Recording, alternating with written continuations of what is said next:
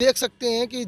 मेरे साथ राष्ट्रीय अध्यक्ष पीछे हैं और इनके सारे कार्यकर्ता पीछे हैं। तो आज जानना चाहते हैं कि इतनी रैलियाँ आज खलीलाबाद के अंदर मैंने खुद देखी, सभी पार्टियों की थी। उसके बाद में आज डॉक्टर अयूब साहब का जो जनसंपर्क था, जहाँ पे मीटिंग थी, वहाँ पे इतना बड़ा जनसैलाब, इसके लिए जनसैलाब देखा गया है। जो प्रत्याशी जी से पूछना चाहते हैं कि जो आज जनसैलाब आपको देखा है जनता के बीच में, तो जनता के लिए आप आगे क्या करना चाहते हैं और क्या आपकी रणनीति है जनता के द्वारा? हाँ जी, मैं तो इसे कहूँगा कि जनता का प्यार है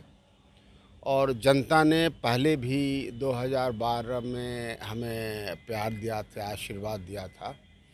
और मैंने ये कोशिश की कि उनकी जो भी अपेक्षाएं हैं वो ईमानदारी से पूरा करूं। और मेरा चूँकि मैं 40 साल से डॉक्टरी के पेशे में हूँ, सर्जरी करता हूँ और जिसमें सभी वर्ग के लोग, सभी लोग रहते हैं और हमने ये कोशिश की कि समाज का कोई भी व्यक्ति हो जो कमज़ोर हो, उनकी जो भी सहायता हो सकी वो करूं और यही उद्देश्य लेकर के मैं राजनीति में आया हूं। मैं समझता हूं कि अगर कोई धर्म और जाति के नाम पर भेदभाव करता है, चाहे राजनीति में या सेवा में, मैं समझता हूं कि कपटी है और न्याय नहीं कर रहा है और न तो उसे ईश्वर खुश हो सकता है और न वो पुरुषोत्तम राम की वो नीति है, न पुरुषोत्तम कृष्ण की रीत है और न ही मोहम्मद सल्लल्लाहु अलैहि वसल्लम के जो तरीक़ेकार है। मैं समझता हूँ किसी को हक अधिकार मिलता है तो समाज के सभी वर्गों को, विशेष तौर जो भी उपेक्षित, शोषित, पीड़ित हैं, उनकी सेवा करना हमारा धर्म है और पीस पार्टी 2008 में इसीलिए बनी है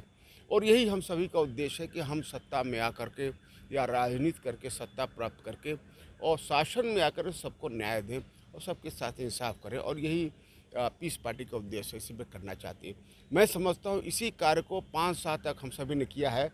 और लोगों ने देखा है कि हमारे कथनी करने में कोई फ़र्क नहीं रहा है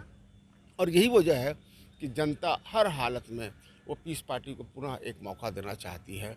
और मुझे विश्वास है कि भारी बहुमत से इंशाल्लाह हम 2022 में चुनाव में कामयाब होंगे, जीत हासिल करेंगे। अभी यहाँ से मौजूदा हालत में बीजेपी के विधायक थे, लेकिन आपने मंदिर और मस्जिद को रोशनी से चमकाया है। हर जगह मैंने देखा आपके नाम की एक लिस्ट और लाइटें लगी हैं। तो ये आपका जो इखलाकी तौर है, ये आपने सीखा कहाँ से इस चीज़ के लिए? नहीं, देखिए, बात तो बिल्कुल सही है ना कि इस देश के जो भी मानव हैं, चाहे वो किसी मज़हब के मानने वाले हैं, वो इस देश के धरोहर मानव है और मानव सेवा करना वो सबसे बड़ा मुझे लगता है परोपकार है।